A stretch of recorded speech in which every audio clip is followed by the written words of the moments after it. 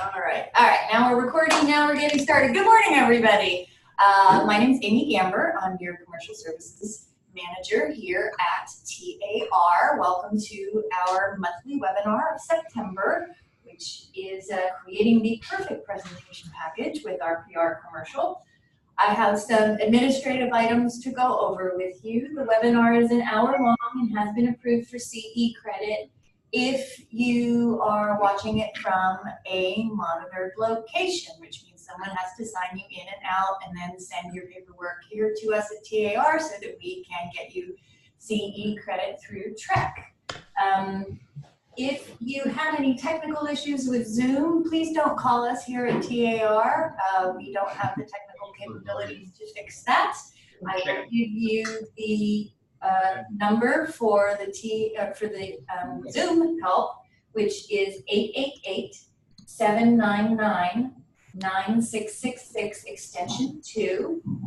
Again, I'm going to say that again. It's 888-799-9666 extension 2. So as we watch the webinar, we'll be muted. If you're at a local board or office and you're participating for credit and you have a question, just raise your hand or hold up your clever question mark sign like they do in Lubbock, and I'll make sure that Nathan sees that you have a question. If you are not participating in one of the remote classrooms and you can ask a question by typing into the Q&A box. If you are looking for the Q&A box, mouse over the screen of your computer and some icons will show up at the bottom of your screen. One of them says Q&A. You can type your question into that and I will be keeping an eye on it and we'll let Nathan know. We just don't want to distract him while he's presenting. So, somebody already has a question. Let me finish. The webinar is being recorded and we will post it on the TAR website. We post our webinars in 2 different places. We post them on our list on the TAR YouTube page. There is a series of commercial webinars there, so you can find them there. We post the videos of past webinars on the events tool on the TAR website.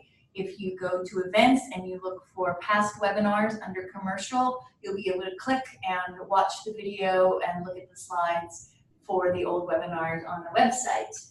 Our presenter today is Nathan Graham. Nathan is the Commercial Services Director at RPR Commercial, as you can see. I'm going to check this.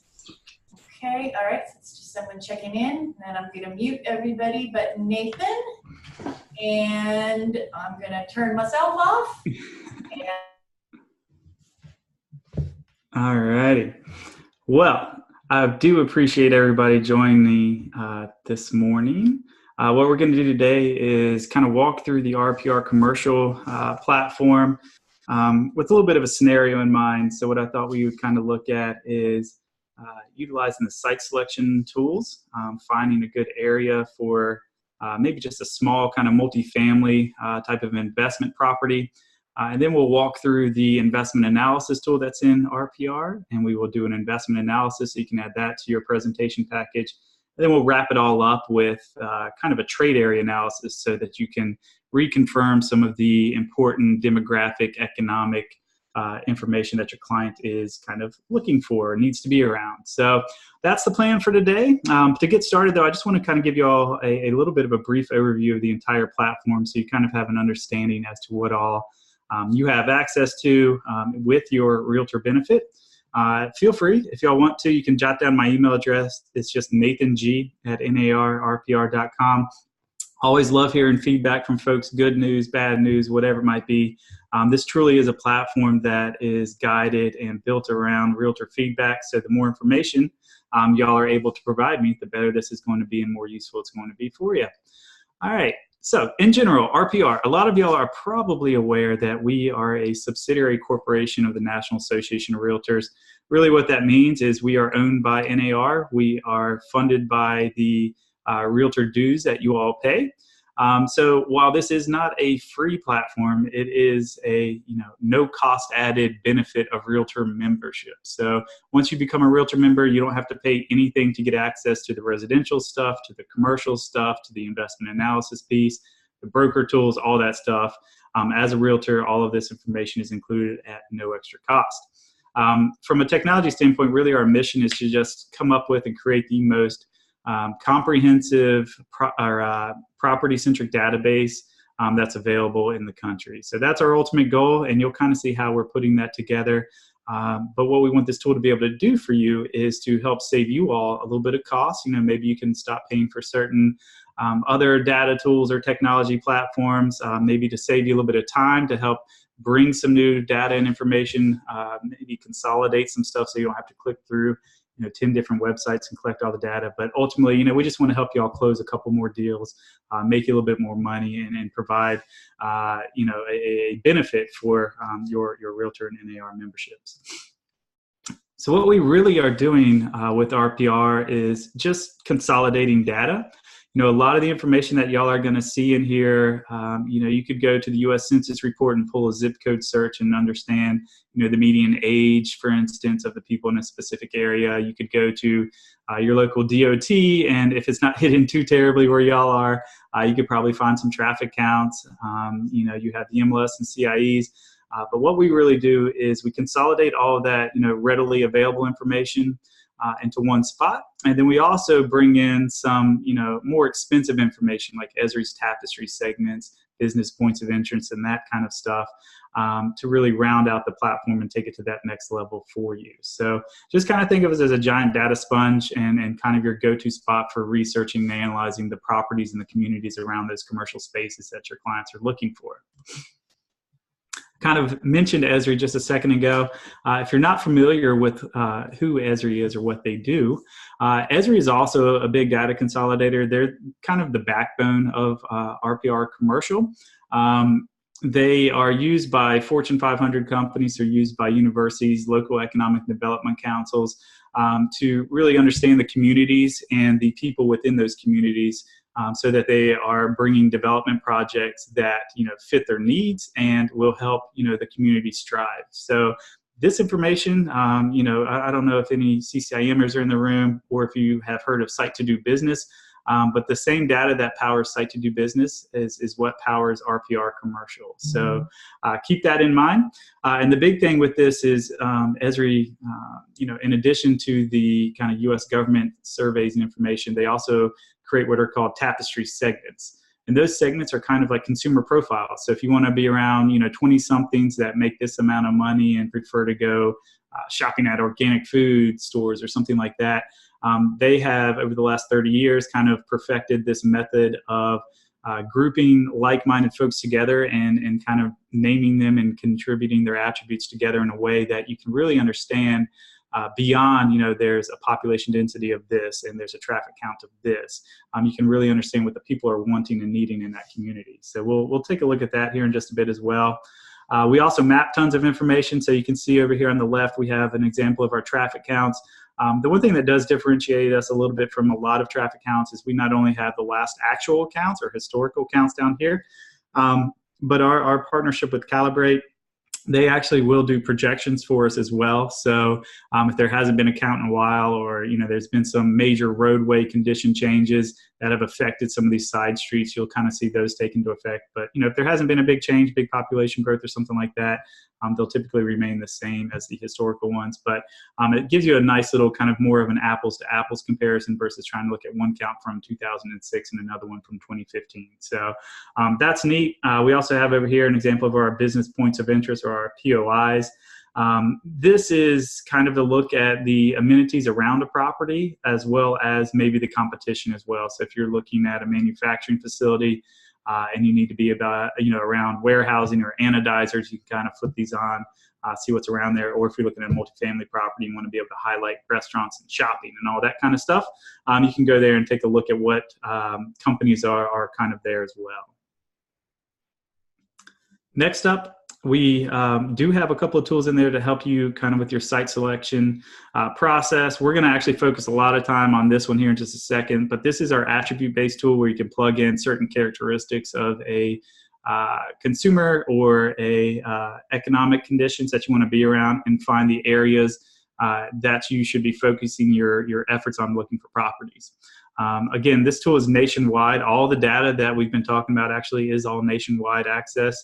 And it kind of just, helps you shorten the property search time and make sure that you're putting your clients in places that they need to be in to be successful. We also have two other tools in there, and I'll kind of show you where those are here in just a second as well. But they are your typical retail gap analysis tools. So they look at the over and under saturation of specific retail sectors in the community, so you can kind of understand, are there too many grocery stores here, or is there an opportunity for us to add a grocery store as well? And there's two versions of that type of a site selection tool as well. We're going to talk about the investment analysis piece in a bit. We do have your 2 to 10 year hold analysis here. Basically, you can look at any type of property, even residential, and do a 10-year analysis, and it will determine what your internal rates of return on your cash on cash returns are. For those of you who do work with folks that are flipping residential properties, there is a flip analysis as well. So it'll look at, if I hold on to this property for 8 months instead of the planned 4 months, what are my losses going to look like? Or if I do flip it earlier, how much profit am I going to make, and that kind of good stuff. So lots of cool stuff on the investment analysis. Also, if there's developers out there, there are back of the envelope analysis for developers. So you can look at a parcel of land, plug in, the square footage allowed by the municipality, and see what the profitability will be on that type of a project. I imagine most of you out there have ditched your flip phones and now have these fancy iPhones and that kind of fun stuff. So if you have a smartphone, go ahead and download our app. Again, there's no cost for any of this. Basically, everything that you see on the website is going to be available in the application. Similar to the website, it's one app. You download it. You can choose to use it as a residential practitioner or a commercial practitioner. On the commercial side, it basically has everything minus the business points of interest, and we also don't have the site selection tools in the app at this point as well. But it's really cool. Lots of great stuff you can do with it. So I do encourage you to kind of check that out. And at this point, let's go ahead and we will kind of dive into our scenario. So let me shift gears just a little bit. And here we go. So I imagine a lot of y'all, or at least hopefully a lot of y'all, have seen RPR commercial. If you haven't, it's a real quick, easy access. You just go to www.narrpr.com. If you haven't created an account, it's a really quick 3-step process. Basically, all you need to know is your NRDS number, which is the number that identifies you as a realtor member, and then also any MLS or CIEs that you are a participant in. You just grab those numbers, and that will allow the system to know what on-market information you're allowed to get access to. So like I said earlier, all the economic, all the demographic, the traffic counts, tenant record information, all that information is available nationwide. Public record property information, all of that is nationwide. The only thing you're limited to in RPR is the on-market information that you're able to see. So on the commercial side, there's been a pretty big shift from people wanting to kind of hold on to that information and make sure that they have all the up-to-date data, to where a lot of these folks who are building, commercial information exchanges, also known as CIEs, are beginning to share those more nationwide. So I will say Catalyst is a very popular vendor that we work a lot with. There's a couple of new Texas CIEs powered by Catalyst in y'all's areas. I don't think a lot of those are on line with us at this point, but it's definitely something that we're going to be working towards here in the near future. So, as those CIEs get installed by local associations and managed by local members, you're just going to see more and more information as far as on-market details coming into the platform. So for our scenario, like I said, we're going to do a little bit more of a strategic search. So right here, you could do your basic search where you plug in your address, your area, and you can pull up on or off market properties. But for us, let's go ahead and we're going to start in our site selection toolbox, which is also known as our analysis section here. And you can see we do have these 3 options. We have at the top, where the right people for a business. If you think back to the slides, this is that attribute-based tool that I kind of mentioned, and this is one that we're actually going to use. But we also have here the retail gap site selection tools as well. So these are just for retail businesses, but there's kind of the inverse of each. So this one is find the best location. So it's saying, hey, maybe I have a restaurateur that is in Austin, and they want to move to Fort Worth. or open up a new restaurant there. You could plug in, whatever type of restaurant it might be. Maybe it's a bar, maybe it's a fast service. And then you come down here, select the area, or you can use your drive time or radius tools. And it will basically tell you, based on competition, where the best area in Fort Worth might be for them to start looking for properties. Next up we have here, this is your more typical retail gap analysis, but this basically says I have maybe a building in this area or a shopping center in this area, and I'm looking for good tenants, and I just want to know, who might I want to try to bring into this shopping center to make it a little bit more efficient, more effective for everybody involved. And again, it gets into the over and under saturation. And the way it works is they look at the number of, we'll just say, grocery stores in the area. It looks at the number of people in that area. They have their own ratio that says, and I'm just making this up, for every 500 people, it takes, one grocery store. And so it'll look at that. And then it will also look at the actual spending habits of the people in that marketplace. So if a lot of people live in an area and it seems to have enough grocery stores based on that ratio, however, from their spending habit data, people are still leaving that area to go grocery shopping. It'll say, hey, even though it looks like there's enough people to support that grocery stores that are there, people are still leaving. So there might be an opportunity for, maybe there's no organic food grocery store. So a lot of people are wanting that and it's not in their community. So it looks at things at a couple of different ways. So it's a pretty cool little tool to kind of dig into once you get the time. For our scenario there, like I said, we're going to start with the attribute-based tool here. And what I thought we would do is kind of look for an area that might support a smaller multifamily investment, just to kind of make it a little easier to digest. What I want to do is find areas that are surrounded by young adults who have a lot of college debt and are also in an area with high population density. And the reason for that is, these aren't just arbitrary data points that I look at. A lot of research papers are out there, and I'm sure y'all see the same ones that I'm looking at, but you're starting to notice that long-term renters are our thing, due to a lot of college debt. If you have a lot of college debt, it makes it harder for you to save up for that down payment. And nowadays, if you're not putting down 20%, you're not really in the running for some of these hotter markets out there. So it's a real thing. So that's kind of what I wanted to base this one on.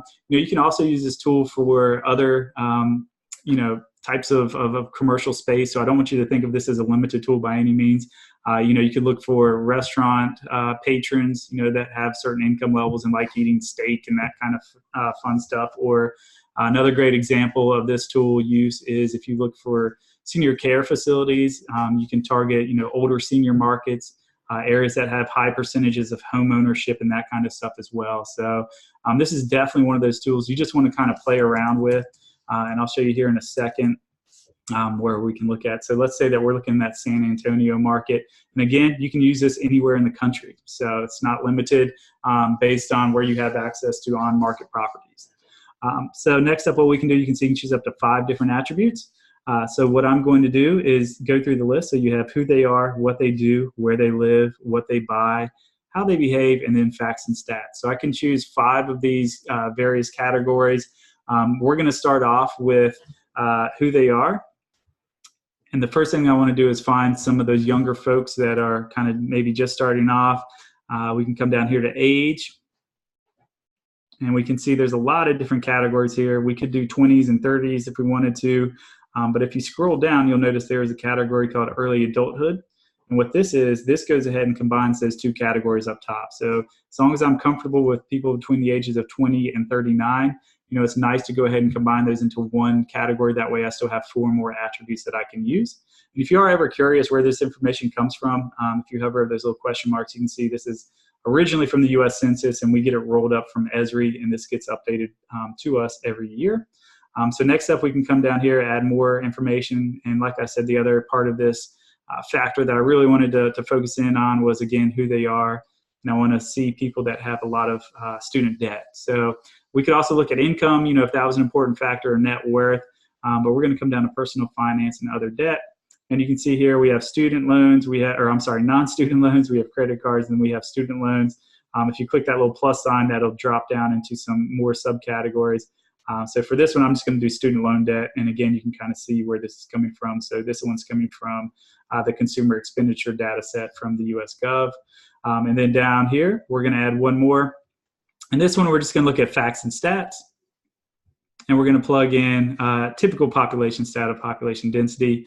I could come down here to population trends if I wanted to focus in on an area that has seen a lot of population growth. You can do that, or is projected to have population growth as well. There's also daytime population information here for your retail investors out there, your retail clients. But let's go ahead and we're just going to keep this simple. We'll do population density. Now, I could also do other things like, if I wanted to look at membership subscriptions used on an annual basis because I'm considering adding a gym, or if there is some sort of mixed use capacity, maybe I want to look at annual spending of households on coffee or ice cream or something like that. There's all types of categories in here. So things like, what they buy. There's tons of information here: apparel, dining out, food, financial services, healthcare, etc. So again, just play with this tool, see what all's in there, and I guarantee there's going to be some interesting stuff that's going to help you out. So once you have set up, your basic criteria, your attributes, you just click the search button, and you can see since I set it to the county level, it's going to go ahead and outline the entire county for us here. We're going to have a nice little legend of no match up to a best match. So right now there's not a whole lot of matching going on, but the reason for that is we have this set to the geography of cities. I always recommend go ahead and change that to zip codes. The reason for that is kind of twofold.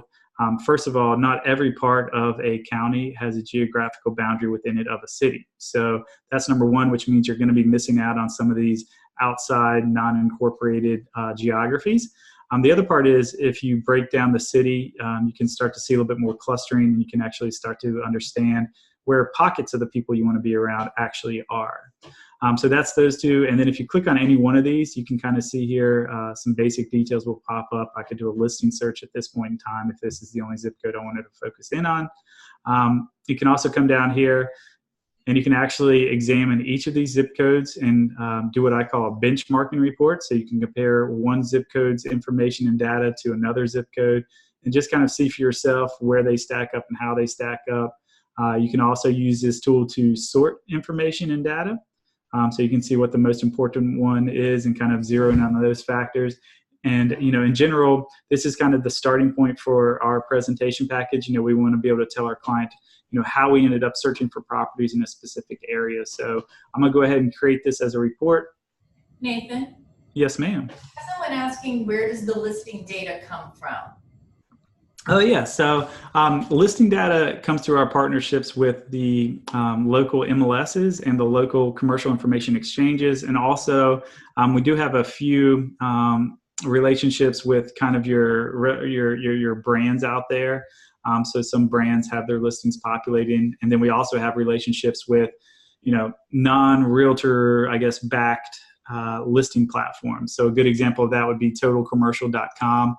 If y'all are familiar with them, all of their properties go into RPR commercial, and they're all viewable by any realtor member. And that's, really something that we're going to be focusing a lot of efforts and time on here in the future. I'm not sure if a lot of y'all might not be aware that the National Association of Realtors, when Xceligent kind of went, the way of the dinosaur, they started really trying to figure out a longer term solution for that. So they created a PAG that's going to be looking at some of these non-traditional listing platforms that realtors are using. They're just not managed by associations, and trying to back one of those so that there is a place, no matter where a practitioner is in the country, to kind of upload those properties. And then, theoretically, we will have a relationship with them. So any properties that get uploaded into that platform will also come into RPR commercial, if everything goes as planned. So that's kind of where they come from.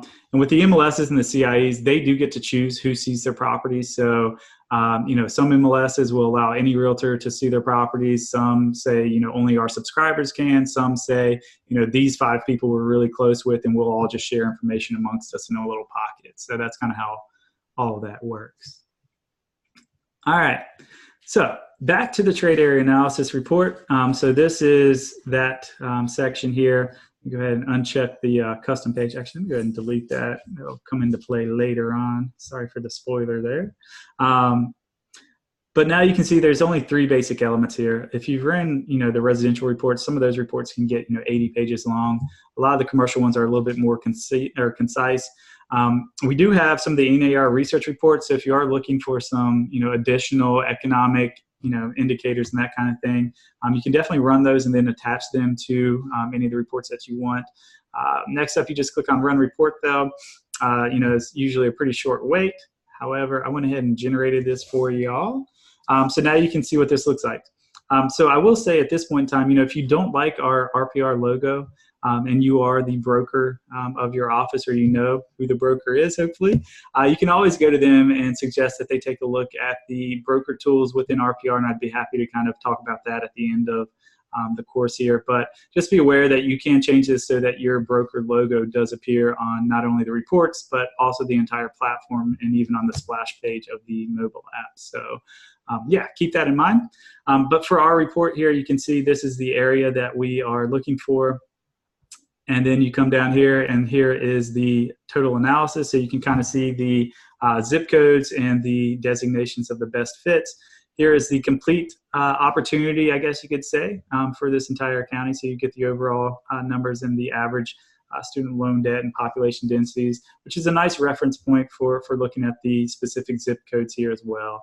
And then what you have is that basic benchmarking report, so you can kind of see how one zip code compares to the other one. It's great to reinforce the information that y'all already know. You probably know, for instance, where the best place for a multifamily space is, but your clients who are out of state might not. So this is a great way to kind of reinforce your knowledge and also kind of help direct them. If you have a client that really just wants to be in this zip code because it's close to their house and they can see it, but it doesn't really match up with who they want to be around as far as a rental base or consumer base. It's a good nudging report because it's all third-party data, and they can come down here and see this is very comparable information to what they're going to be looking for. So you can see that this is coming from the U.S. and when it was last updated by us.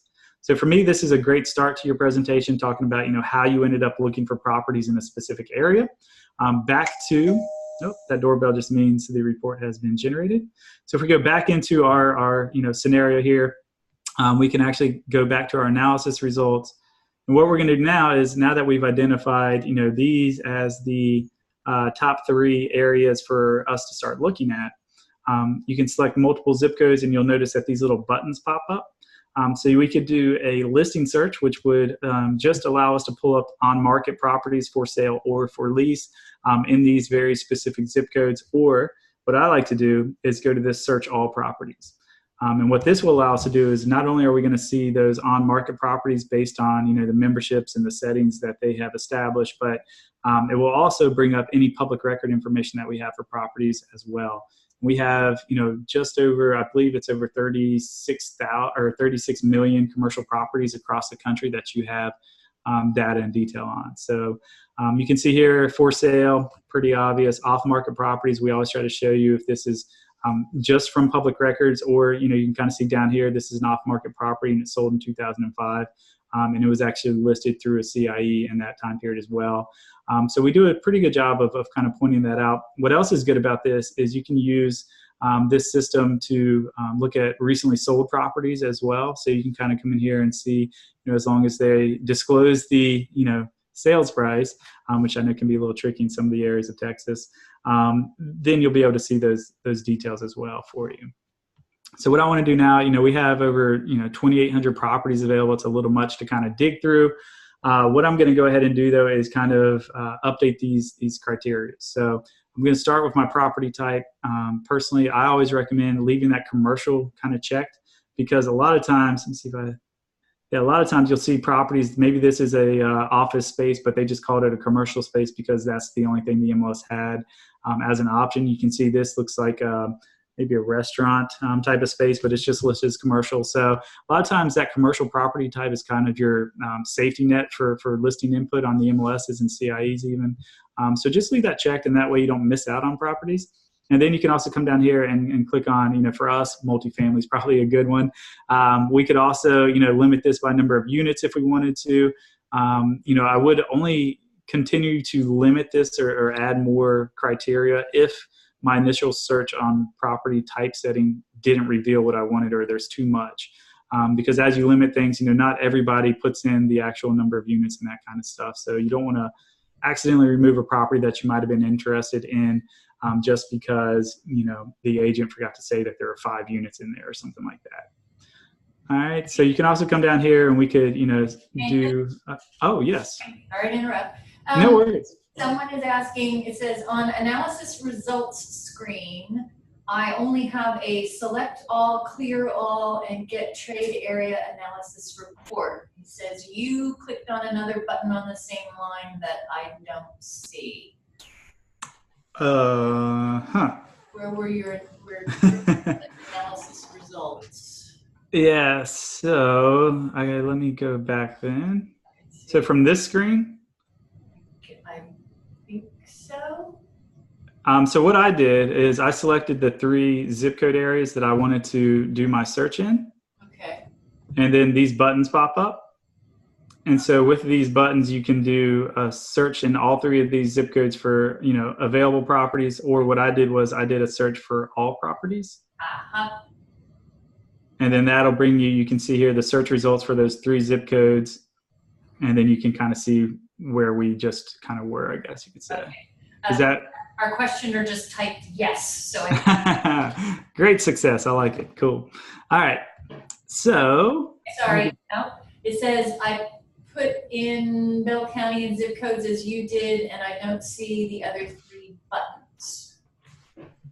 So the key is you have to select multiple zip codes. So if you only select one zip code, well, it does pop up when you do one as well. So I'm not sure why you're not seeing those buttons down here.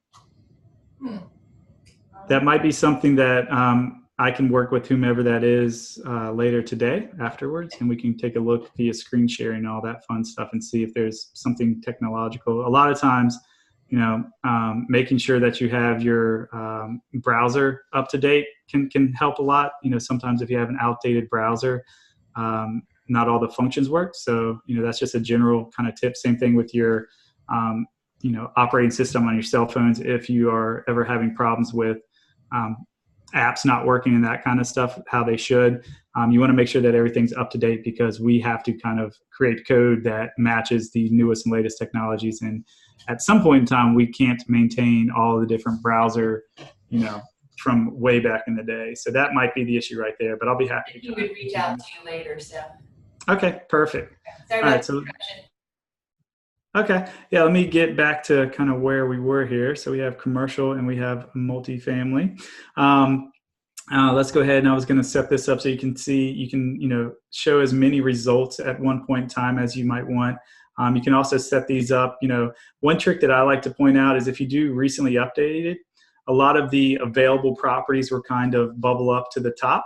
And the reason for that is, the on-market properties, when you're doing an all-property search, these actually get touched a lot more than the recently sold properties or the just expired off-market properties that only get updated when public record changes something. So when you do an all-property search, if you want to try to pull all the recently for sale and for lease properties to the top, just kind of keep that in the back of your mind that you're able to do that, and you don't have to go through all 136 of these pages that way.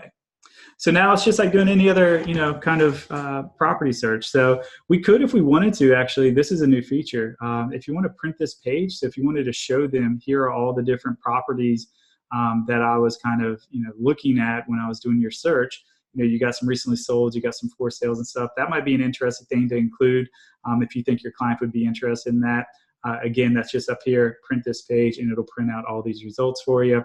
But for us, we're just going to kind of look at each one of these, and if one of them jumps out on the price level, number of units, maybe this is something we want to kind of dig a little deeper into. We can click on the actual address there, and that's going to drop us into the property detail page. So this is where you're going to start to see the listing information merging with whatever public record data that we are able to get our hands on. And also there's ample opportunities for you as the local experts to add your own information about these properties as well.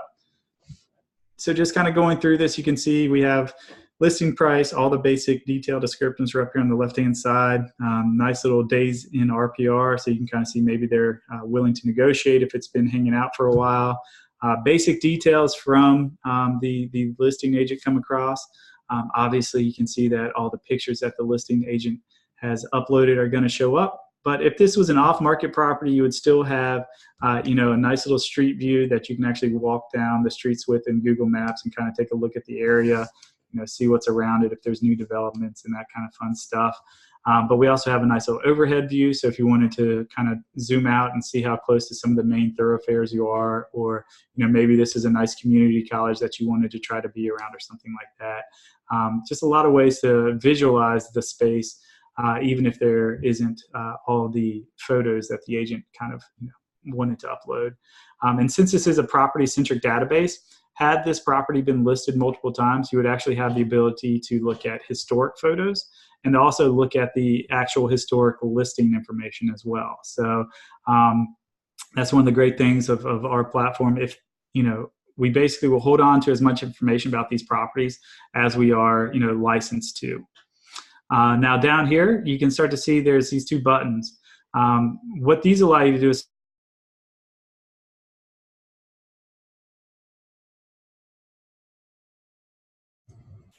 Oh, Nathan, I don't know if you can hear me, but you have frozen on your end.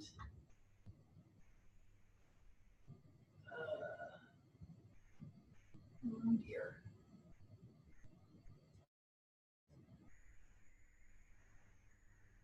Hey, Nathan. hello, hello. There you are. Okay, sorry, we lost you for a minute. Your video feed froze up, but you're back now. Okay. All right. So yeah. So I was just talking about, you know, all the images and photos and that kind of fun stuff. Down here, you can see we have add a note and upload photos, and this is where you can start adding your own information about these properties.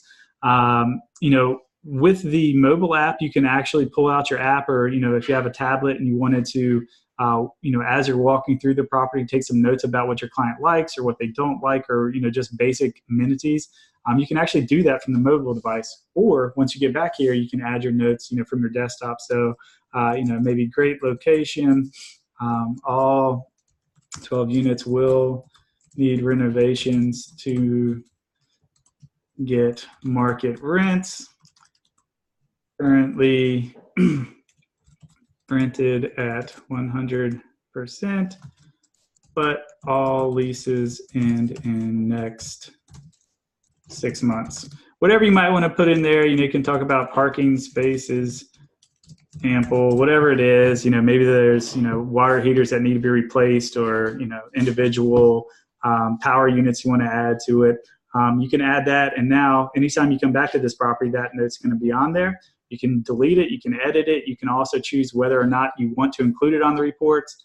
You can also, you know, take photos with your phone as you're walking through there, or upload pictures of the property as well. So, you know, in this example, there weren't any interior pictures. So we can definitely add those to here as we walk through as well, just really quickly and easily. And you can click on that, and then you can kind of blow it up. And again, you can decide whether or not you want those to be in the reports. You can also use them as a report cover. So if this number one picture, you know, maybe it has some weird writing on it, or it's just a bad picture, you can change that out for all of your reports. What's cool about this, anything that you add to a property as far as details, nobody else gets to see. It's just going to be for you. Next up, what we have is some owner facts. So you're going to see what the LLC, the incorporated owners are, typically on the commercial spaces.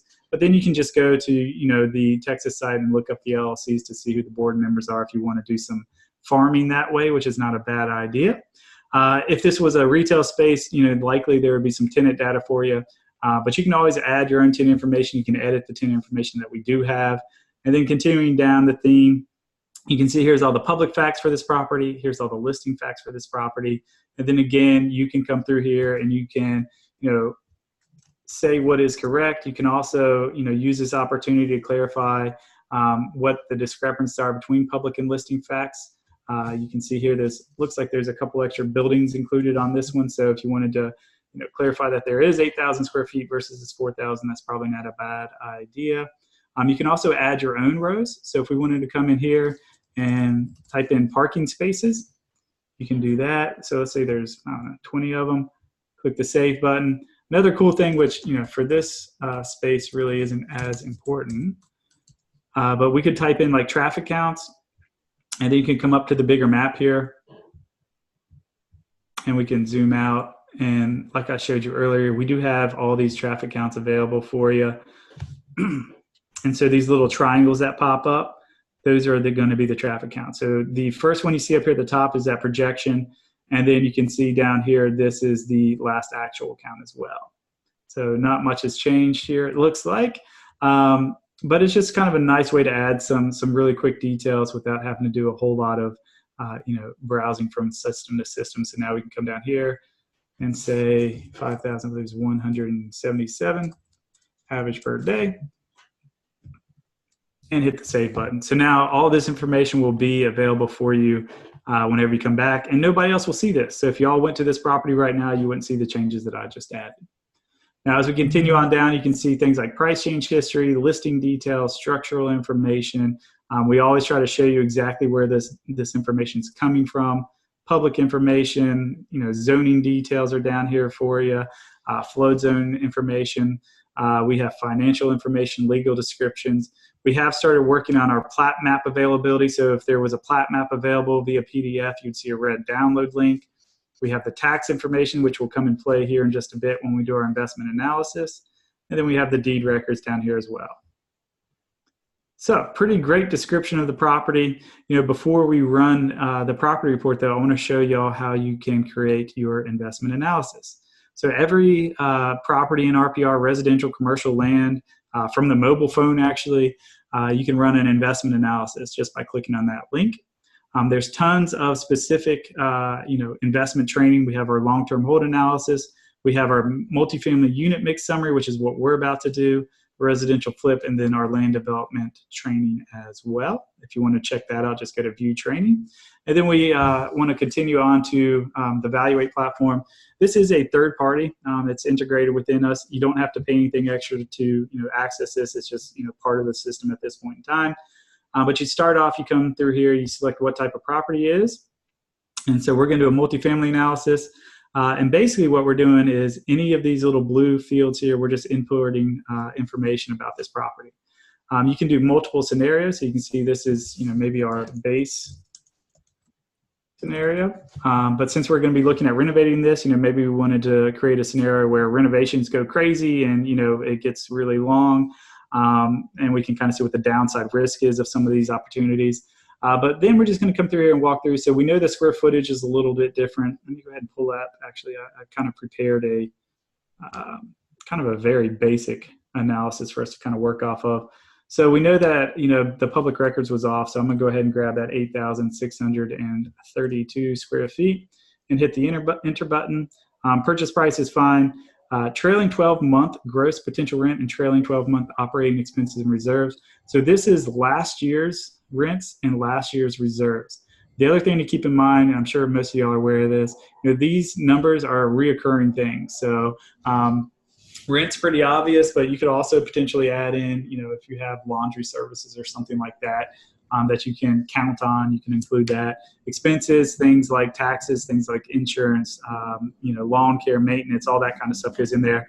The big thing though is, you don't want to put your loan information in the expenses. That's not an expense of, operating the building. It's an expense of the ownership of that building. So that's your expense. And we take that into effect down here at the bottom. What's cool about that is, once you take that out, you can then look at this from a levered and an unlevered opportunity, or, with or without a loan. Nathan. Yes, ma'am. Someone asks, will we be able to access actual deed records, or does it just tell the name of the most recent deed grantor and grantee? Yeah, we don't link out at this point in time. We've actually had that request a couple of times, but you can see down here at the bottom, the deed record, just kind of this basic information for you. Shows you what book, what page, and we do have an enhancement request in to figure out how we can link to various, municipality websites from here. But that's hopefully something in the near future. Okay. So great question. All right, so let me go ahead and plug in these expenses that I kind of came up with. So you can kind of look, these are just really quick. I made these numbers up, but based on, some of the rental income potential, I came up with, last year, this building brought in $79,200. However, it also had some expenses at about $40,000. So we'll grab that number. And then we have an annual income growth rate. So what this does is it looks at your inflation factors. So this is going to year over year bump up this number and this number by 2% to account for inflation. Okay. Next up, what we have is if you come down here, when you're going to actually be taking this property over. So, we're going to take it over in October of 2018. We're going to hold on to it for, 7 years. Now is when we can plug in some of our loan information. So we're going to do this at 50%. We'll say our loan is at 5.25%, and we will just use one investor or equity player. And later on, if we have time, I can show you what dual investors look like. We are getting a little tight, so maybe not on this show. But basically what this does is it goes ahead and shows you up here at the top on an unlevered and levered basis based on the inputs that you factored in. Here's what the cash flows are. Here's what your internal rate of return is going to be over that entire hold period. Here's what your equity multiple is going to be, and your average cash on cash return as well. And then basically what this site or the system does is pretty much Excel spreadsheet. It's just all the formulas are in the background. So, let's just say, for instance, this is a, property that's got a lot of risk associated with it. And I need to make sure, to start off with before I do any renovations that we're getting at least a 6.5 year one cap rate. I can plug in 6.5, hit the enter button, and that's going to adjust my purchase price from what was $629,000 down to what it would be based on those income streams to $613,000. Same thing will happen with the sales cap rate and your sales valuation, your property valuation growth. So as you change these factors, it's going to go ahead and automatically update the ones that are affected by it. Okay. Now, as we continue through, I'm going to skip this lever analysis page, and we're going to jump straight into the rental row just to save a little bit of time. But this is unique to multifamily properties. So if you do a industrial space analysis later on today, you won't have this rent roll analysis incorporated into it. You'll just look at the overall income streams. But for multifamily, it's kind of important to understand each unit. So they've added this feature in the last kind of 6 months. What we're going to start off with is the unit mix. And what we're going to do is, I think I said that these were 1 bedroom, 1 bath, and we had 6 of those that were kind of unrenovated. And then we also have another unit mix of 2 bedroom, 1 bath. And we're going to plug another 6 of those. And you can see it goes ahead and averages out the square footage and that kind of stuff for us. But we can also come in here and we can adjust these to be more reflective of what we're actually working with. The square footage will obviously be a little bit different here as well. And then you can come in here and let's hit the save button so we update everything. And now you can see we have 12 unrenovated units. And what's neat is with the system, once we do those renovations, we can say that each of these units are going to have a $200 on average rental premium associated with them. So we could then go back to our rent roll mix, and you can see each one of those 12 units are in here. So we could get into, are they occupied? Are they vacant? Maybe we have, our managers on staff there or on house there, and we don't want them to have a revenue producing tenant name, lease start, lease end, and all that kind of great stuff as well. So this gives you a lot of opportunity to just kind of add more information and more details to the unit mix. So when your client looks at this, they can have a better in-depth understanding. Next step for us, though, we can actually come to this cash flow page. And now we can add things like the renovation details.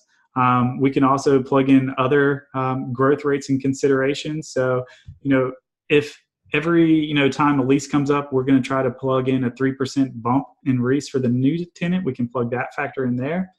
You can also come here to the renovation details. And I think what I said was my renovation plans for these 12 units, we're going to do all of them in the first 12 months.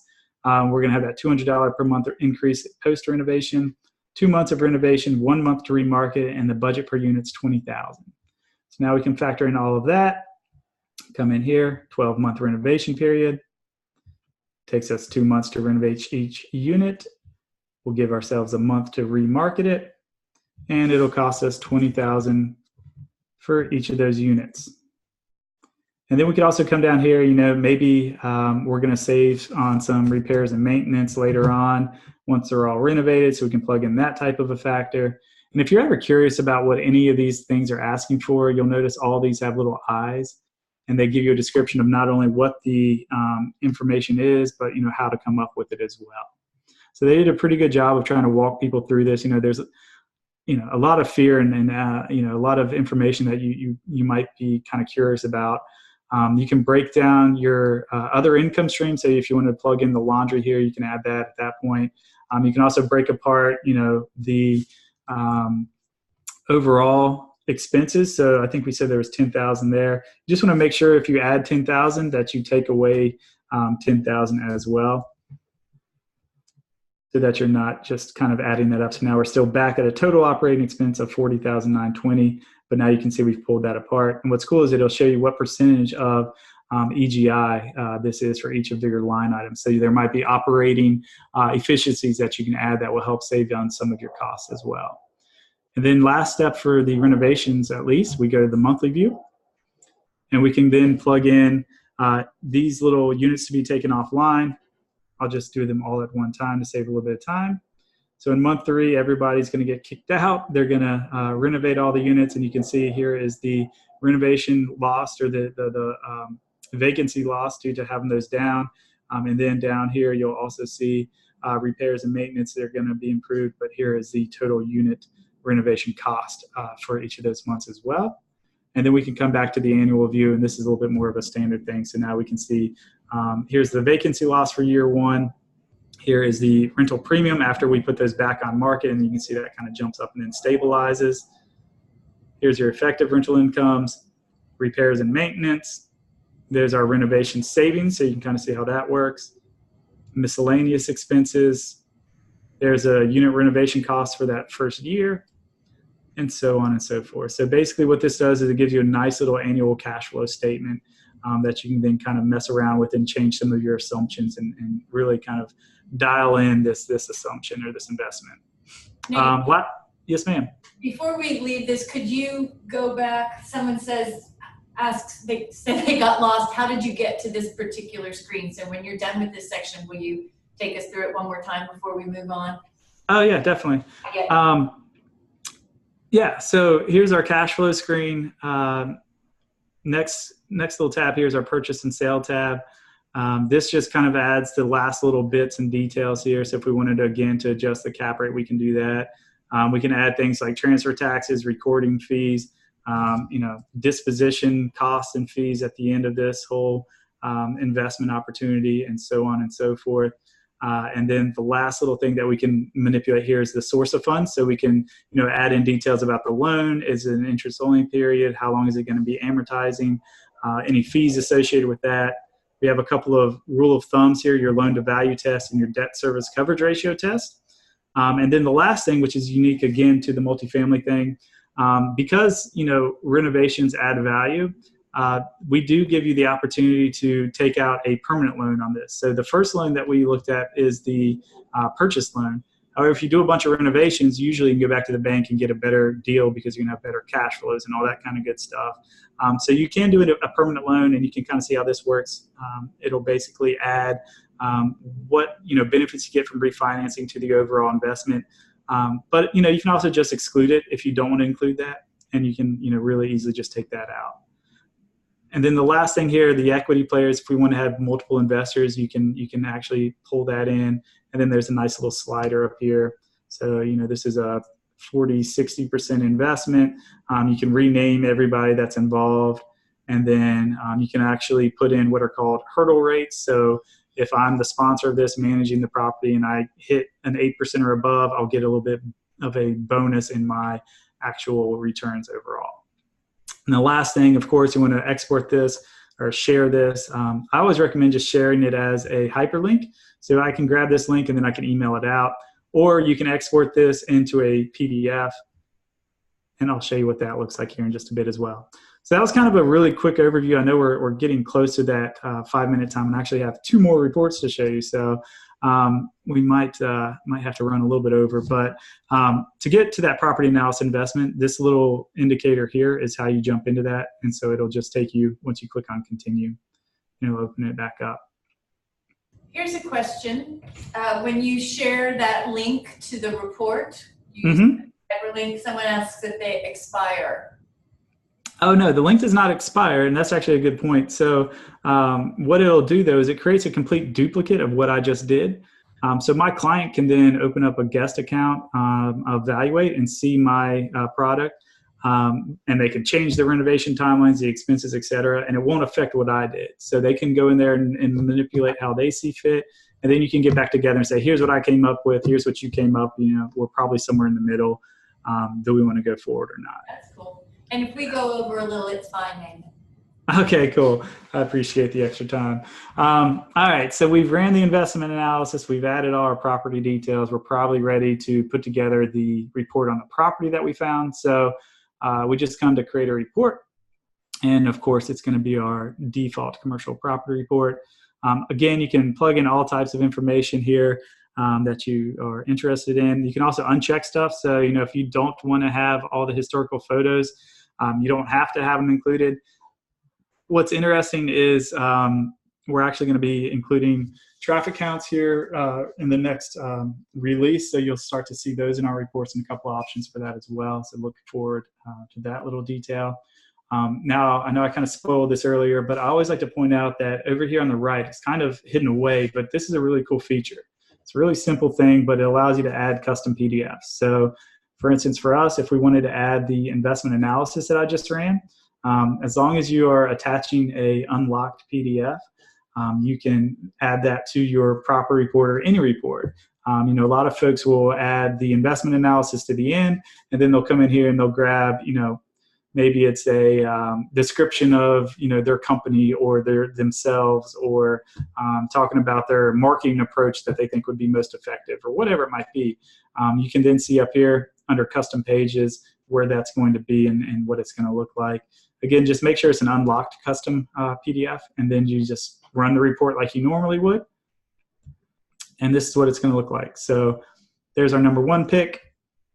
Here's all the details. There's the public facts, the listing facts, the refinements that I made, property facts, basically everything that we looked at on the website, just in a nice little streamlined method. Assessed values, legal descriptions, deed records. Here's some of our aerial shots.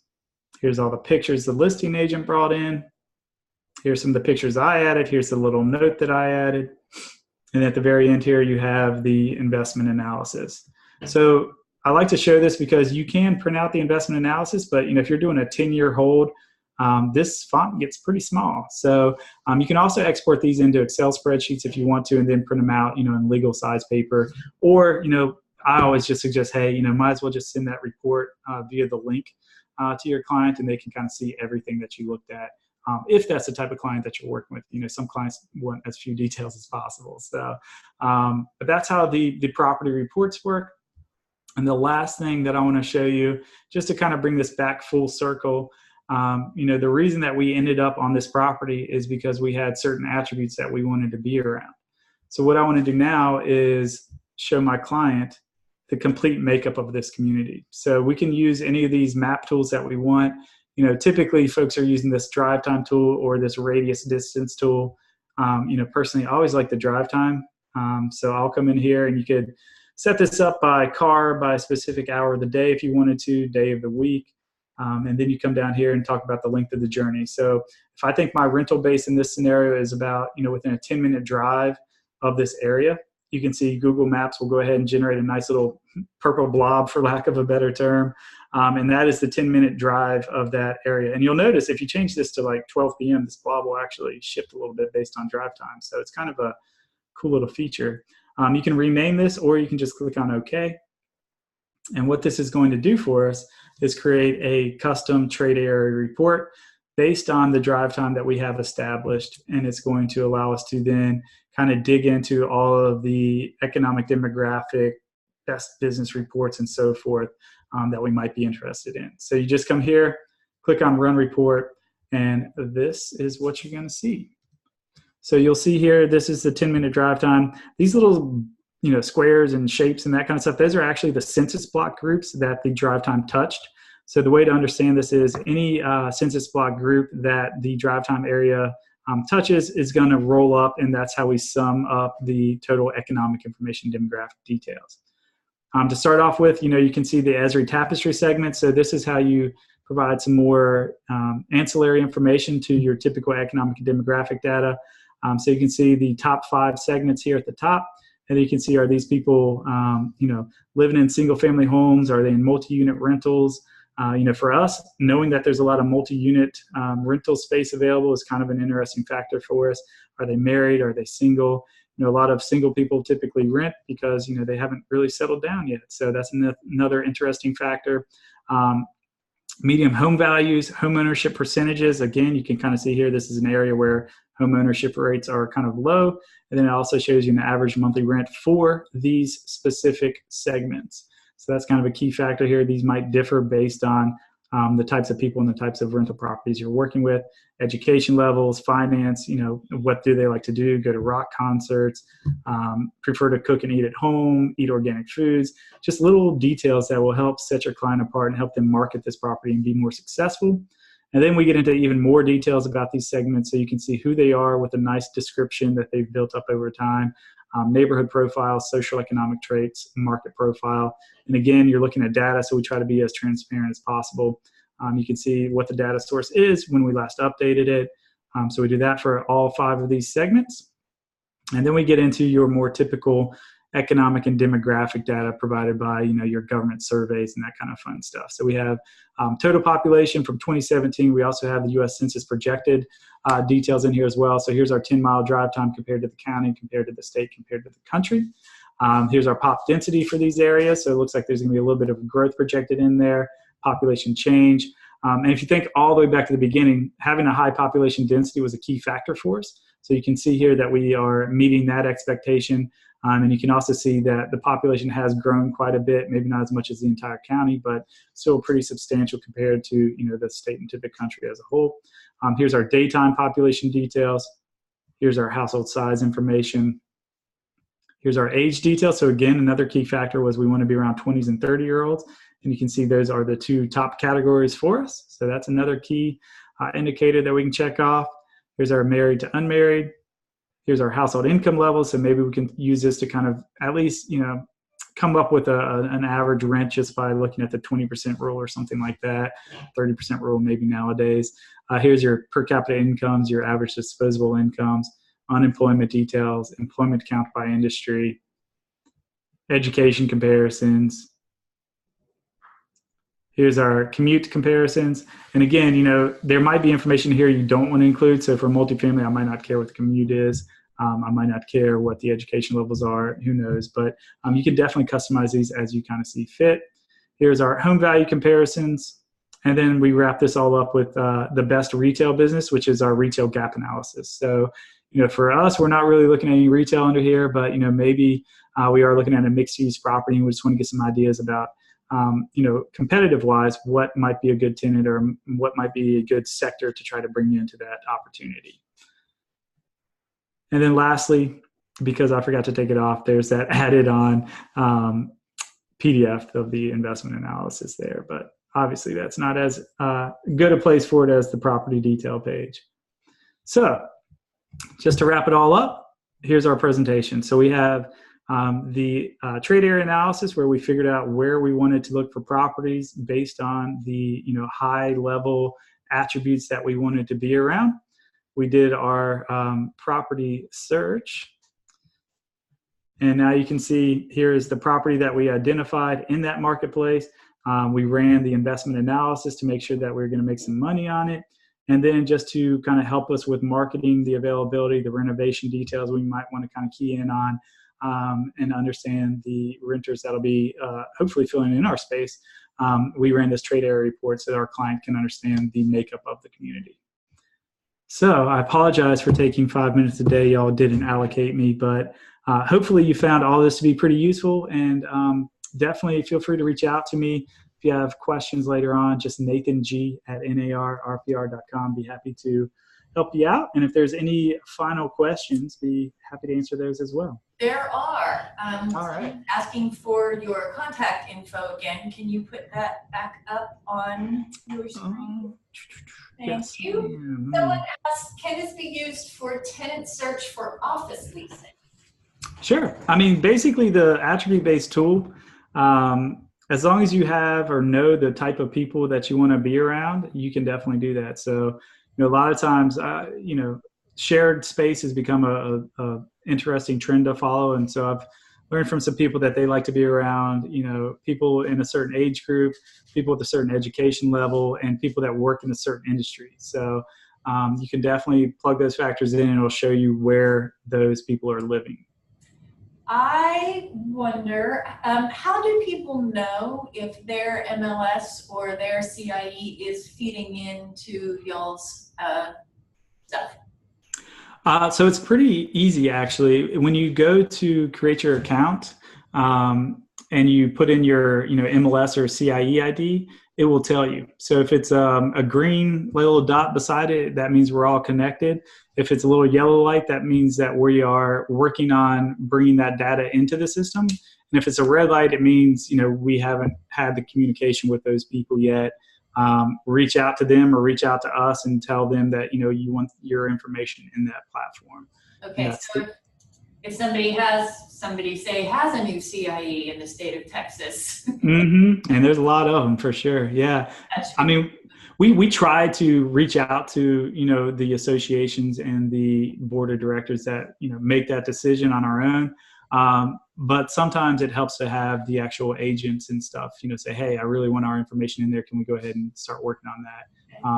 Any added pressure is always welcome from our standpoint.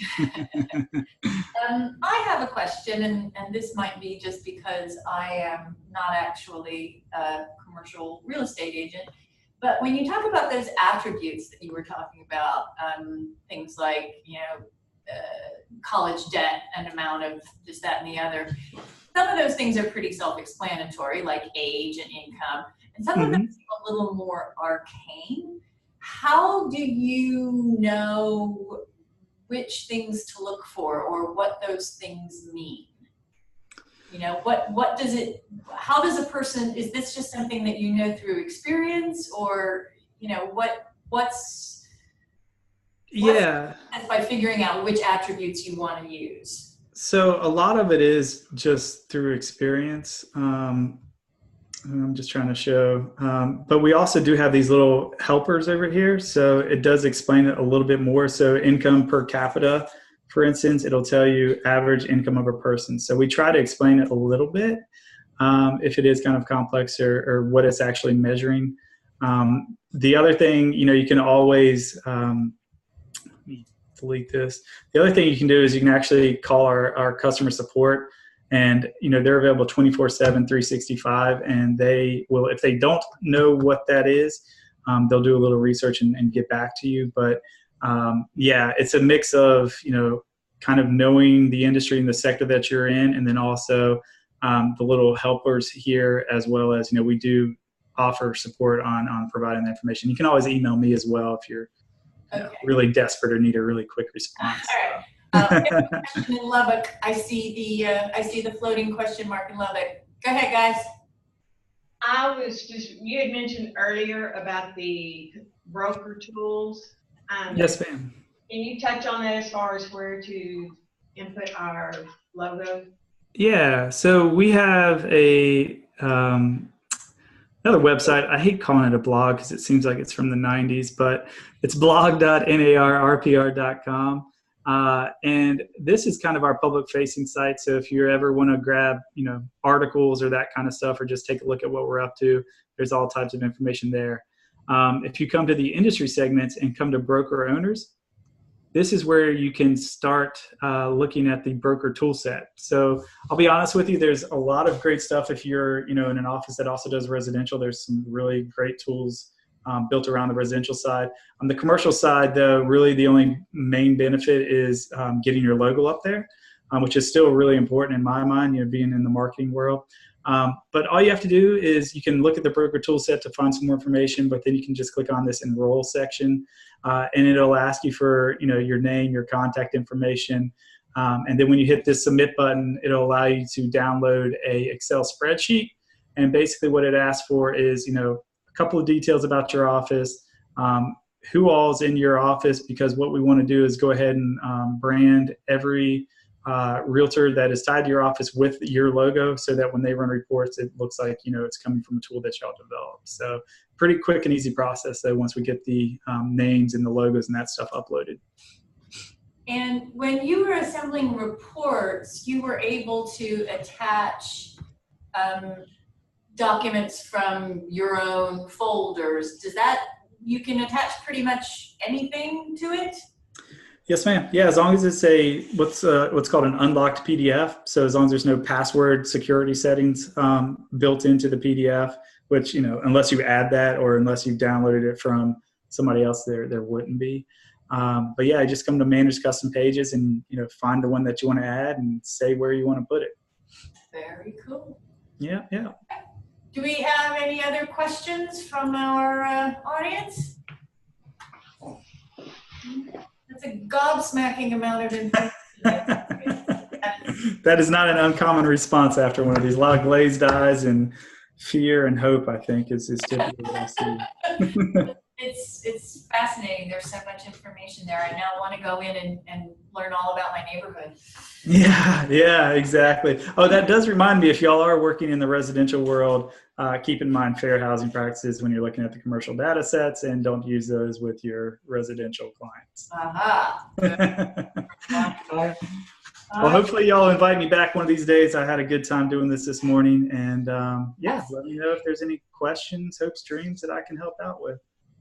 Okay, great. I will roll through our closing remarks here real quick as everybody's getting ready. Thanks, Nathan, very much. I think we're also talking about doing another RPR webinar later in the year on some more new features. So I will be letting people know via email and on the Facebook group.